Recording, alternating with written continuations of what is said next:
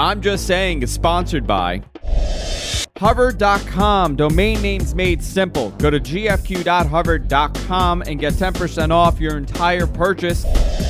And by Stitcher Radio. Listen on the go via the Stitcher mobile app. For more information, go to stitcher.com/GFQ. Hey everybody, welcome to I'm Just Saying Week 87. I am Andrew Zarian. I'm joined by Lon Blaze, as I am each and every week. How you doing, Lon? I'm here. You're here. Yeah, that's the best I'm going to give you tonight. That's all I'm getting. Yeah. I've been showing up and representing, but that's about it. Are you fatigued from Easter? Is that what it is? No, I'm more fatigued from Passover, which is odd, but I'm more fatigued from... What did you do for the weekend? For many years, I've been going to a Passover feast. My friend Richard. You ever meet Richard? No. Yeah. No. Richard is my incredibly guilty Jewish friend who married a non-Jew. So every time he's gone on to with every year, with every child that he has, with every holiday that passed, he becomes actually more Jewish. Okay. So he sits there and we do the what we refer to as the Seder for the Hebrew impaired. Mm-hmm. I'm trying to think of how many Jews were actually at the table. Very few. Very few. Very few Jews at the table, but we did the full out Haggadah. Oh, you did everything. In he does it in Hebrew and yeah, Jessica went. I know he's not listening. He sings, and everything that he sings, it's like you know when opera singers sing pop music. Yeah. You know, and you know they try and put that operatic spin on. Is that what he's doing? He's trying to put like the Hebrew spin on everything. Oh yeah. It's just kind of nuts. It's a little overwhelming. Yeah.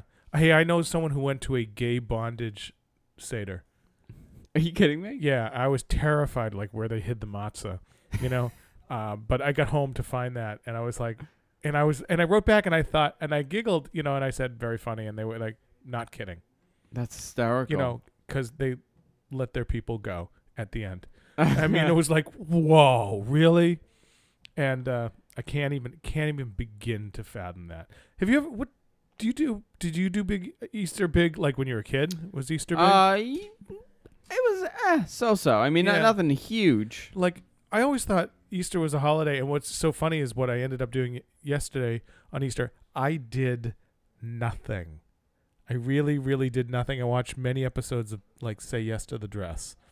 You know what I would do with my dad? We never went to church or anything. I mean, my family never did that. But my father and I, we would go to the New York International Auto Show. You know, I've never been to the auto show in my life. Every Easter. That was our thing on Easter. Is it still going? Or were they done? All week, I think. All week? Yeah. Well, we should go. Yeah, let me see. Auto Show NYC. I think it's all week because this is the week that I always used to go. I mean, till the 15th, actually. So it's all week. You want to go?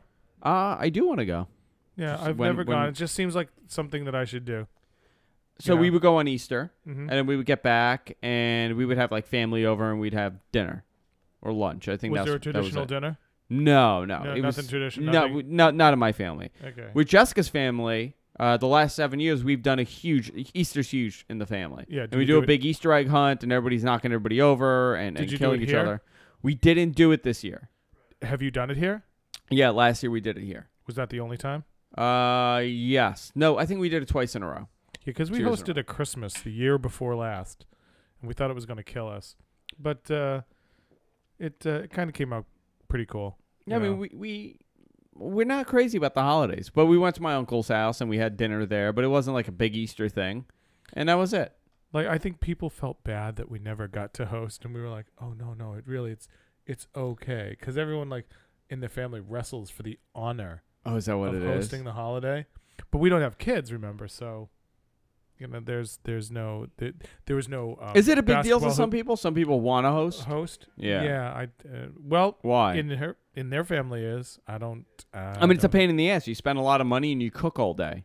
Yeah, I mean, it's not cheap. I so like to walk away from things. I know you do too. You walk away from my parties all the time. I do. You don't make it home, but I just walk away. You just walk away. Next big party actually is odd. It's you're invited because you know me, but I'm not having one of my general parties right away. I'm actually having two summer parties.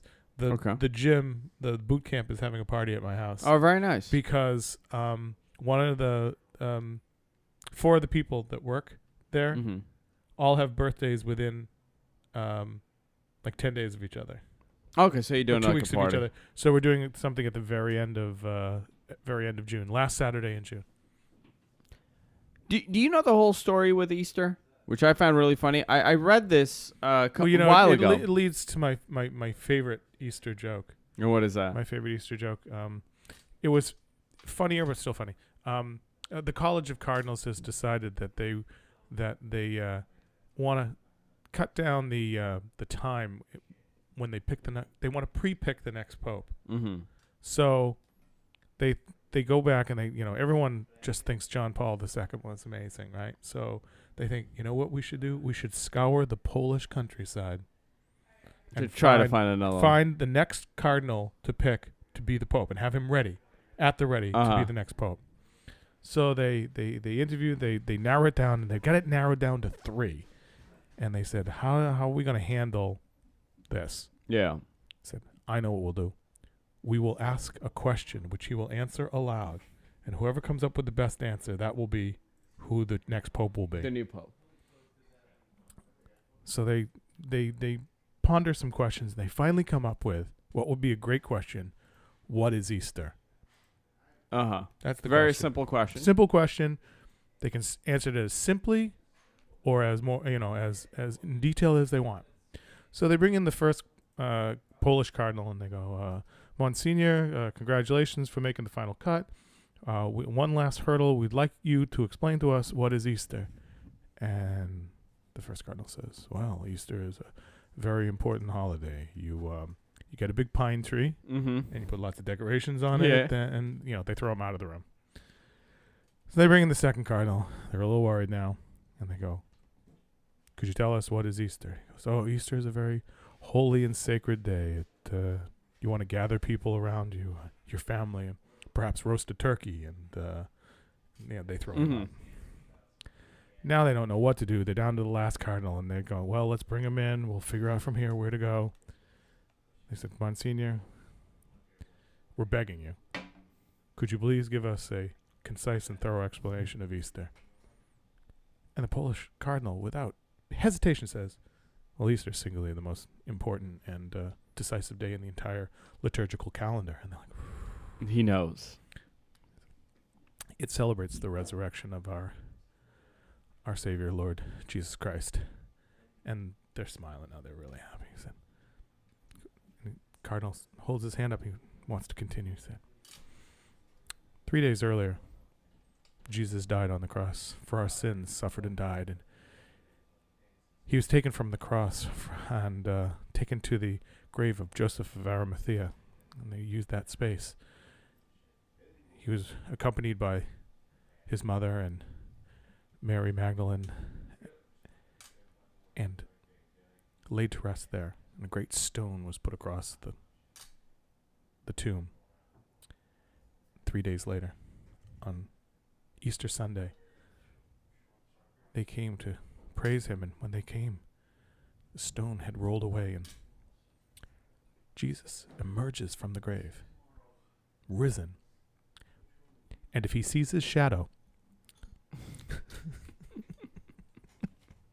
well, that makes as much sense as the entire story of resurrection. But you know how many religions, and I think you've said you found one, there's like 10 resurrection stories. The Babylonians had a... Well, this is, I think it's called Attis. He was it's actually a early Greek god. It was a very early Greek mythology. And Attis, surprisingly, was also born on December 25th. And he died around this time. And he was resurrected 3 days after. And they celebrate... I think he's like the god of vegetation, because they celebrate, I guess, it's called like the Festival of Attis and Fruits. So like people eat fruits and vegetables, not those fruits.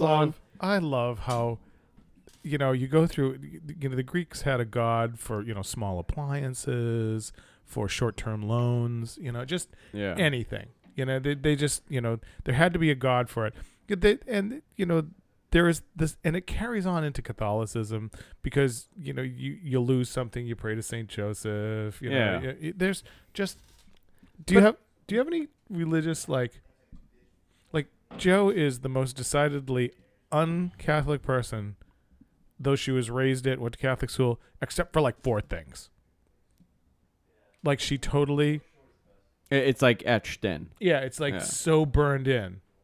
No, I have zero religiousness in me at all. I mean, and Jess is the same way. And Jess went to Catholic school. Yeah, and she's so did not I. religious So at did all. I, and I think you know how. My grandmother is Catholic, and she's pretty religious. Yeah. But, I mean, it was never enforced. Like, I was never made to go to church or anything like that. The women at the nail salon were bugging Joe about not going to church. Yeah, that's weird. Yeah, it was really weird. Churchy. I mean, churchy.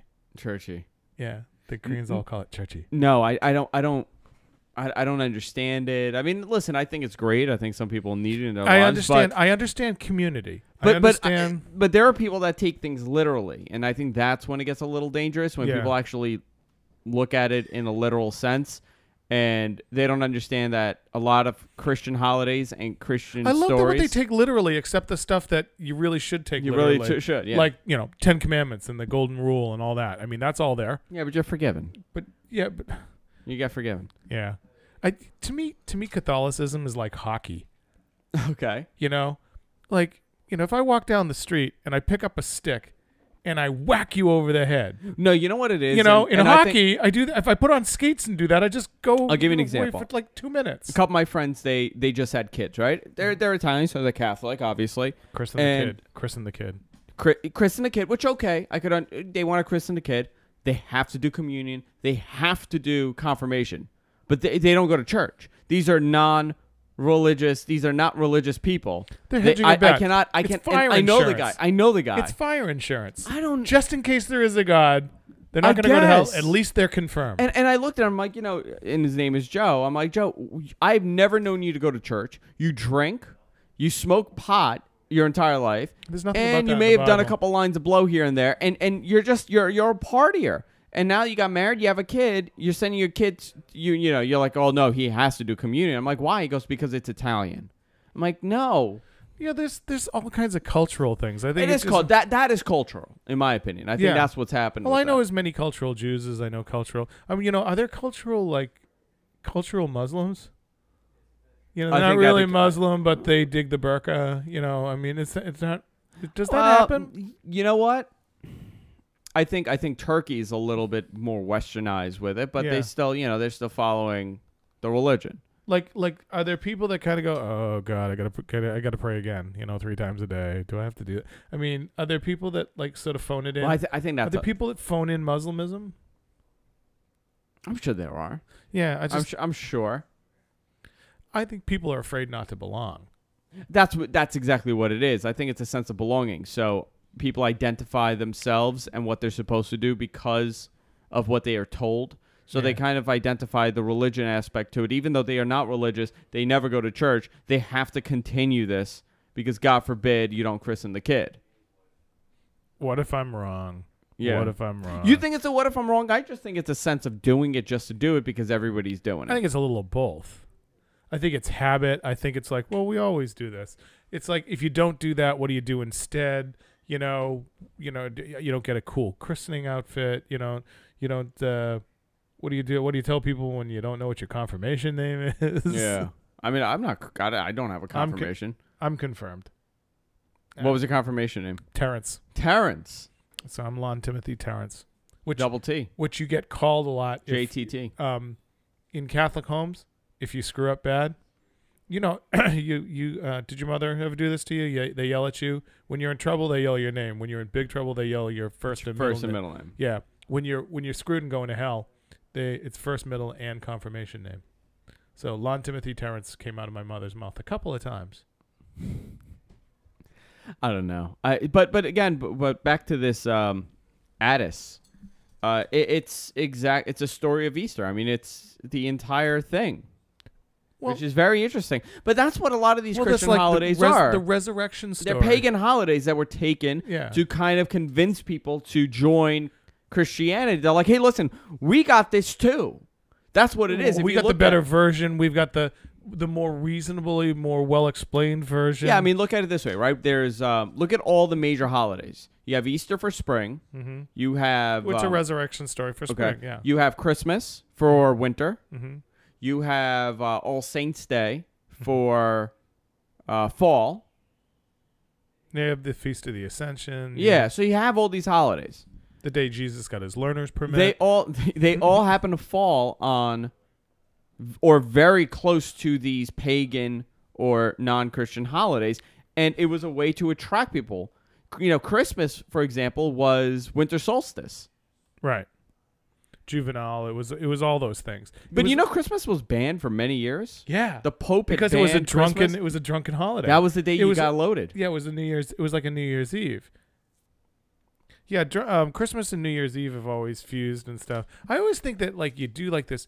I always thought, why not spread out the good times? You know, to put Christmas and New Year so close to one another always kind of threw me. Plus the fact that, you know, the whole idea of shepherds out in the woods in the middle of the winter, you know, but I know there it isn't, you know. Well, you know, Armenians don't celebrate the 25th. They do January 6th. Right, they do the 12th little day of Christmas. Yeah. They do like the whole thing. That's their Christmas. You know the song, The 12 Days of Christmas? It's a real thing. Yeah, but it's lessons. Like, yeah. Like the two turtle doves are like the Old Testament and the New Testament. How those became turtle doves, I don't know, and how it is like it's code for testaments. Do you know how the Easter bunny got associated with Easter? Yeah, the whole it's such bunny then egg thing. Do you know how the bunny? You know how that happened with the bunny? No. It's going to blow your mind. At one point, they thought bunnies could. They were hermaphrodites, and they could breed on their own. They didn't need to have sex in order to breed and give birth. So they looked at bunnies as immaculate conception, and they decided, let's just throw this in. That's why bunnies are associated to Easter, because they at one point thought bunnies don't need to breed, like have sex in order to have offsprings. So where did Hugh Hefner come into the whole thing? He came in much later. Much later. That's a different bunny. And then all bunnies had to be blonde. That's the. Is that true? No, you know, look at but Hef's how girls. did the eggs? How did the? I know the story with the eggs. My father told me there's something crazy with the eggs. It should be like the Easter duck-billed platypus. Listen, at least they lay eggs. At this point, these holidays are no longer in any way associated to the religion. They're so disconnected from the religion. Yeah, it's out of control. I mean, you look at Christmas.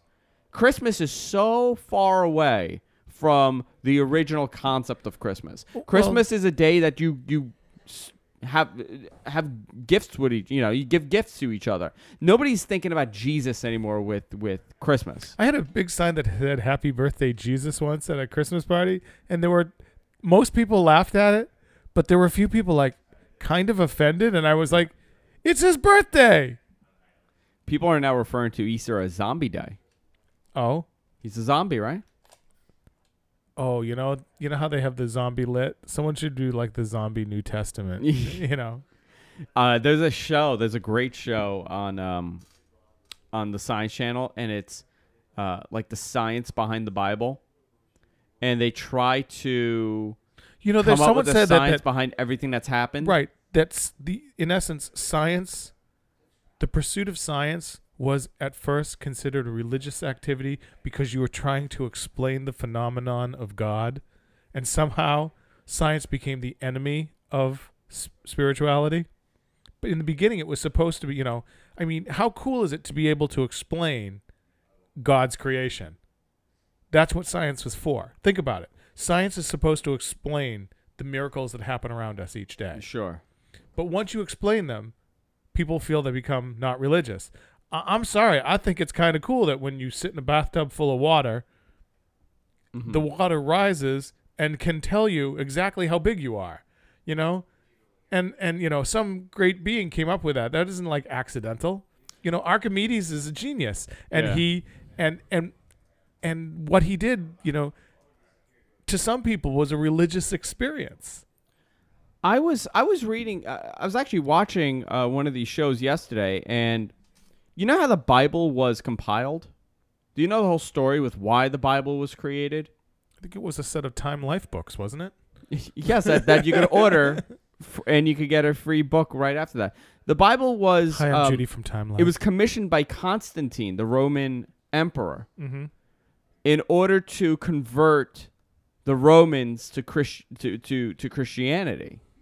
That's why it was compiled, and he compiled it. What I love he is that sanctioned it to be compiled. they hooked And on to it was a like, personal agenda of his. It wasn't like and a lot I of love people. how people look at the New Testament and say they just hooked on to the Old Testament, which is true. But then, like the Gnostic Bibles came, Gnostic Gospels came. That's and what I was people just. and people were going, Yeah. people just hooked on to what Yeah. already exists. And then the Book of Mormon, which kind of hooked on to, here's a gospel that was written. They're like these I find like it very bizarre first of all, sequels. I find it very interesting. The whole like Gnostic and those the missing pieces from it. Like Yeah. Mary Magdalene had. Do you know there are some religions in which Mary Magdalene is one of the disciples? Well, that's the Gnostic one, and Yeah. and it was very interesting because the documentary I was watching yesterday was, it wasn't it's on the Science Channel. Mm-hmm. It's actually a really cool thing. They said if she was one of the disciples, and it is true, which now that I think that they claim, the church claims that it's a fake. It came out like 800 years after Christ died, but they say that if it is true, it would totally screw up the entire religion because women don't have that position in the religion. So it's a very interesting thing. Well, at the beginning, it wasn't an immaculate conception either. No, listen, I think it's very fascinating stuff. I've always been fascinated by these things, but I mean, go back to Easter. Everybody's buying Easter bunnies, and they don't even celebrate the holiday. I mean, it's just, Santa Claus is a new phenomenon. Santa Claus became big, from what? You know what? A couple of things. The main thing. Do you know what the main thing was that really exploded Santa Claus? Well, first the a visit from St. Nicholas that was popular. Way after that. Way after Coca-Cola. Coca-Cola. Yeah, Coca-Cola popularized it. Absolutely. Yeah, I knew that. I mean, isn't that amazing? It's commercialized. That's what Isn't I it guarantee funny that you. a very commercial thing brought us a very commercial thing? I know, but I guarantee you, most people have no clue. They don't even know. It's a forgotten thing. Yeah. Well, the whole popularization of the holiday was because Queen Victoria married a guy who was Germanic. Yeah. And they celebrated Christmas in a much bigger way with the trees and everything, because Christmas trees came in under Victoria. It's a pagan holiday. Yeah. The tree is a pagan thing. Yeah, well, come on, ridding a place of snakes, that's pretty pagan too. Considering that, Ireland doesn't have any snakes. And people go, "See?" Yeah. That's what I love. It's like keeping a banana in your ear to keep away alligators. It's like, so what? fascinating. I I love reading about stuff like this Mhm. and like the history behind it, and it's so far away from what it is today. I think it's important to believe in something. I just think that people have needed to invent things to believe in instead of just believing that, it's the difference between morals and ethics. Morals are the religious reasons that's why you what do it things, was, yeah. and ethics are the humanistic. Yeah, but I reasons why you think do things. religion was necessary at that time. There was no law to kind of follow. It was all moral. Yeah, like I think, why were there kosher laws? To keep people alive. Do you need kosher laws now? Not so much. Yeah. Do we need sanitary rules for the food that we produce? Absolutely. So, the sanitary rules, the rules that the USDA has about food, are they the new religion? You know what I wonder? Like, let's say 500 years from now or 1,000 years from now, Mm-hmm. what are people gonna say about things that we did Well, that's and how ridiculous all you have to do we is were look back. to do certain things? Look at mythology. We always think of people. We talk about the Greeks and Romans, particularly when we talk about mythology. Not that there isn't Norse mythology and Babylonian mythology and everything. Thor But and Odin. back then, they didn't call it mythology. They called it religion. And we look at it going, oh my God, they believed a chariot dragged the sun across the sky. Yeah. And people go, Well, that's ridiculous. I think the same thing is going to happen in 1,000 years from now. They're going to take what we believed and go, really? They were so naive. I can't believe that they thought that. You know me. I think religion. I think it all comes back to us. I think but it goes to everything. I mean, you look at medicine. You have to read. You look at medicine. You look at the turn of the century, the 20th century, not this century. You look at the turn of the 20th century and how archaic medicine was. And we look back, like, I can't believe they thought, a lobotomy would do really, like, help people to that extent. What I love is that there are some things that have been deemed completely ridiculous medically, and then they sort of eke their way back in small part because there was enough true about them, like leeches. Everyone was like, oh, my God, that's the most ridiculous. Do you know they actually still use leeches? In India. You know who's leeched? Who's bled? Kunal was bled in India. He got sick in India, and they bled him. They found when they did microsurgery to remove the tiny, tiny clots in the repair that they did, leeches would suck out those clots so that the microsurgery would work better. It's interesting, right? Yeah, so that, to me, like, everything old is new. It's like everything comes back. And it there is merit in everything, and everything is ridiculous. That's kind of where we are at this point in history. I'm looking at. I'm actually because look at now. We have some of the most horrific crime that happens. It's the Nobel Prize. Well, when you were young, were they still doing lobotomies? It was just eking away. Like it was just being looked one at of the most, like, I don't know if you've ever looked it up. If you look up Danvers State Hospital, in the town that I grew up in, there was this beautiful building. It looked like a college campus, and it was the biggest state hospital in Massachusetts. And there is some weird crap that went on there. Yeah. There's supposedly bodies that never were found, and all sorts of experimentation that went on the patients there. Really weird stuff. It was for different reasons. If you were schizophrenic, if you had seizures, if you were gay. Yeah. If you were gay, if you were any type of, whatever they deem mentally ill. You know what they used to do to women? No, what? Doctors, the first, like, gynecologists, the first women doctors,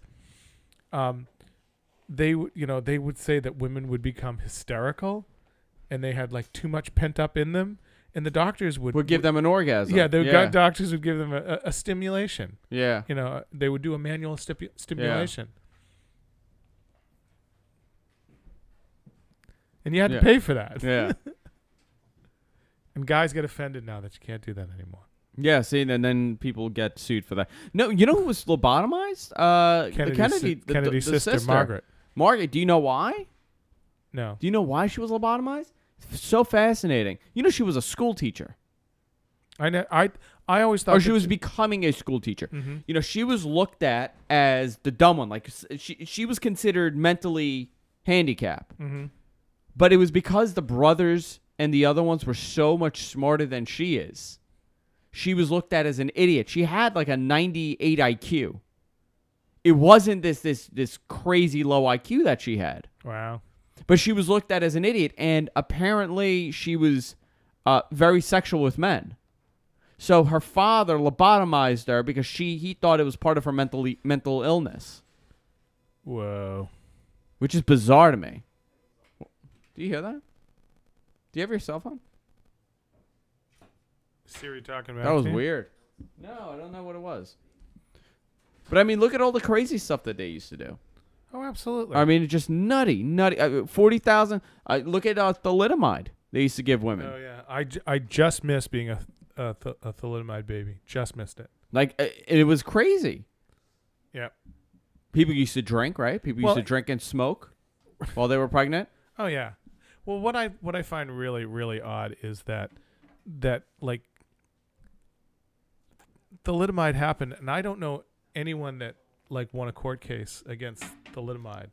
That really, I didn't know. So that in essence, this is one of the first corporate things that just sort of came over us, and I totally think that they're like the whole Monsanto thing. I think that things are happening to the general food public.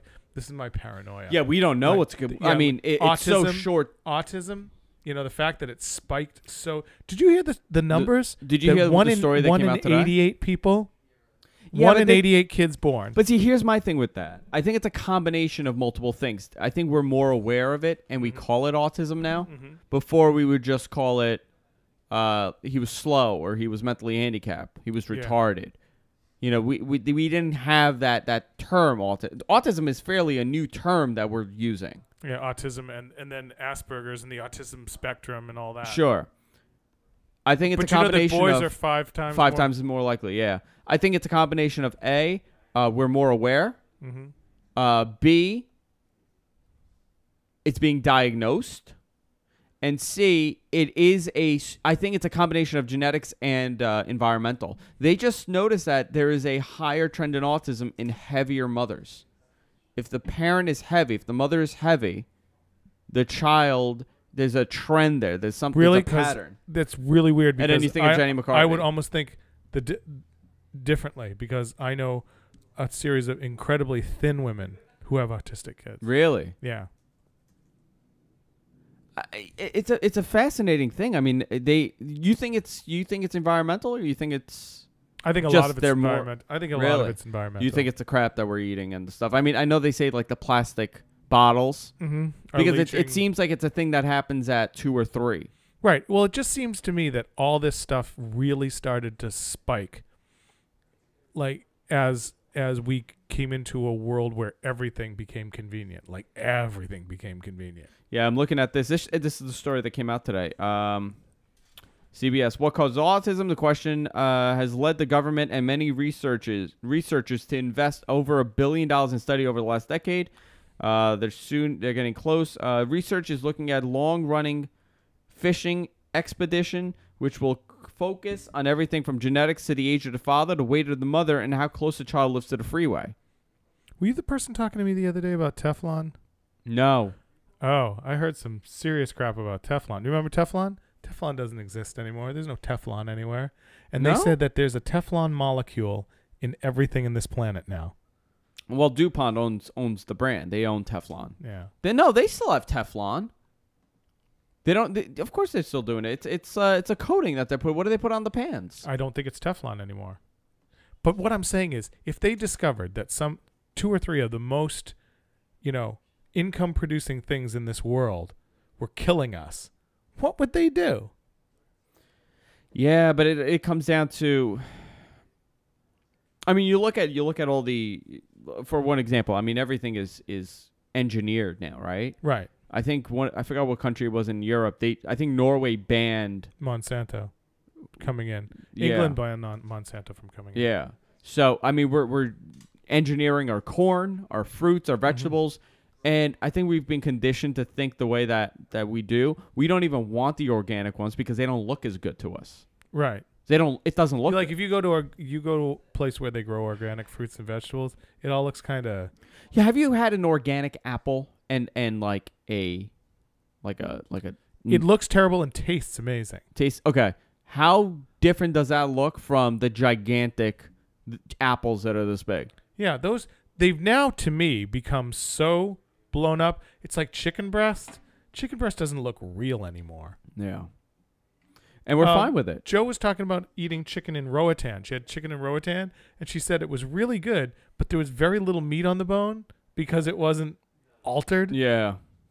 Did I tell you I saw chickens wandering College Point Boulevard?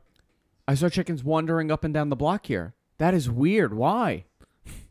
What does that mean? It's one of the signs of the apocalypse. Signs of the apocalypse. I swear to God, this is maybe, and this happened on more than one. I took a picture. I have a picture of it.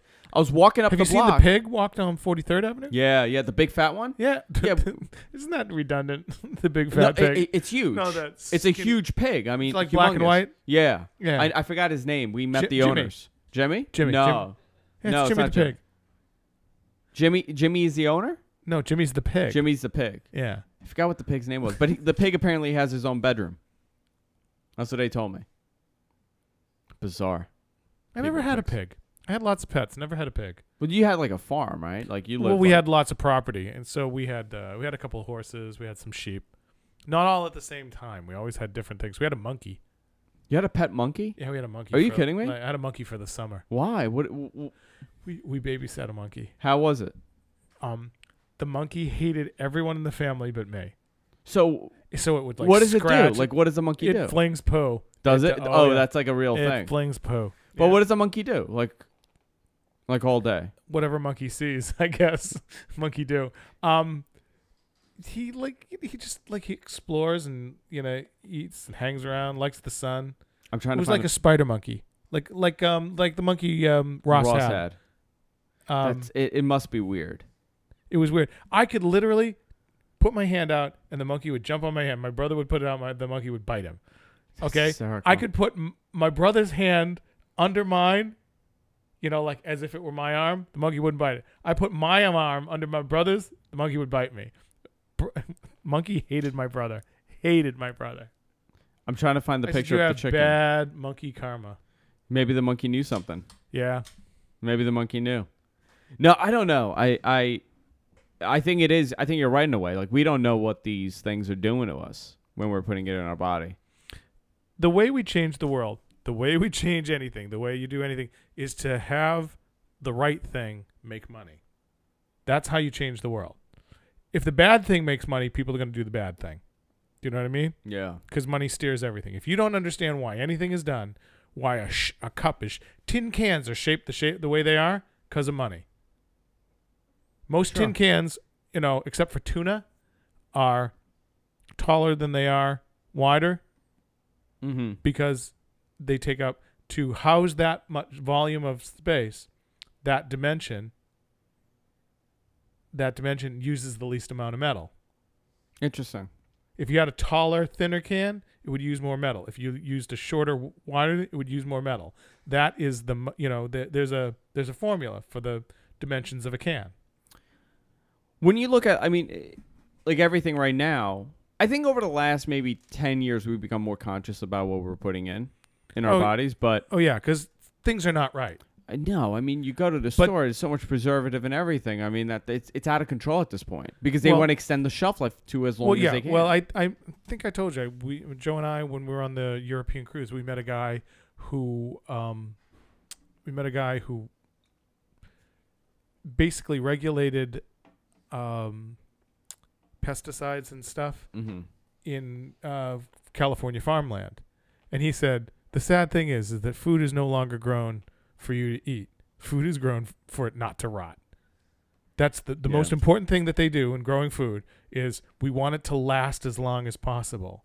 They've reduced the flavor and the nutrition of food so that it will last for longevity. Well, but if you look at it, because we also stockpile food in this country. Yeah. We eat. We don't buy it for the amount that we're going to eat. Well, that's one of the supermarkets changed that mentality too, because prior to supermarkets, you went to the fruit stand, you went to the fish store, you went to the butcher, you went to the bakery, you went to like 8 different places, and you would buy that day's thing because not everyone had a refrigerator. So you bought what you could consume that day. So everything was fresher, everything was more vital. You didn't stockpile it. You look at bread. Everybody went and bought a loaf of bread that day, and everybody had milk for that day. Right. Well, the expression day-old bread. Yeah. Day-old bread is awful. And day-old bread is what you made breadcrumbs and croutons and stuff out of, because once it got to be over a day, before you had, Wonder Bread that you can basically tie in a knot. It's so flexible and has so much gluten in it. They did all these things. Is Wonder Bread like a new phenomenon? Like it's oh yeah. Really? Oh yeah. I'd see this is one of those things I don't know. Like if you go to a bakery, go to a bakery and buy a loaf of bread and then buy a loaf of like Wonder Bread and sit them on a shelf and see how long it takes one to rot and the other one to rot. So why was Wonder Bread so successful? Because it was it remained fresh, and I think what they did was fresh. They kept saying it's fresh. It started in the 20s. It debuted in the 20s. This was proof that it was fresh, that it was very white, that it was very, everything became bleached. Cleaner. Yeah, it was bleached. It was bleached to flour. That's all it was. Right. And then it was always spongy. I remember taking Wonder Bread when I was a kid. You peel the crust off and you'd wad it and you could make And a ball, yeah. and it would just sit there. Yeah. You know, you bake your own bread and do that, it kind of crumbles. Yeah. It's closer to cake in a sense. No, it's made by Hosters. Hostess, yeah. It's interesting. You know what's funny? On the island, there's a Wonder Bread outlet, Is that the? and all they have there is Wonder Bread. It's like the day old bread place. It's like a day old bread place, and the bread is like 79 cents. Interesting, right? Yeah, it's like. What I find is the worst food. It's another reason. Oh, they're color coded. Did you know that? Blue is Monday, green is Tuesday, orange is Wednesday, red is Thursday, white is Friday, yellow is Saturday. Those dots were all over the thing, Yeah. and whichever was the prevalent one Is the one that, yeah. that's the day it was manufactured. I think they would put a sticker on it. Yeah. Yeah. Oh, it's spooky, but as things became more and more mass produced, and they weren't made in an area.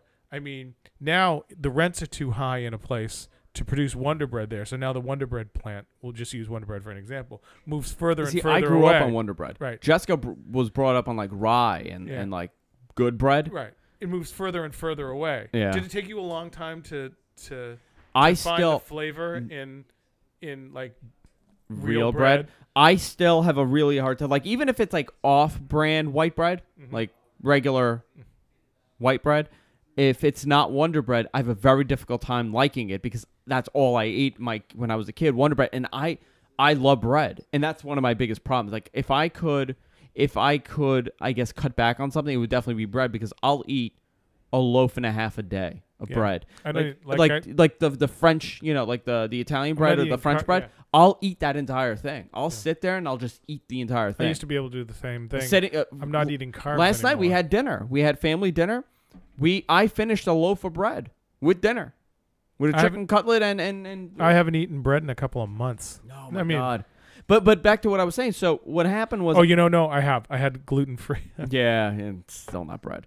Yeah, it really isn't. I remember my mother went on this like like American Standard, like the off-brand, like the Wallbounds bread. Yeah.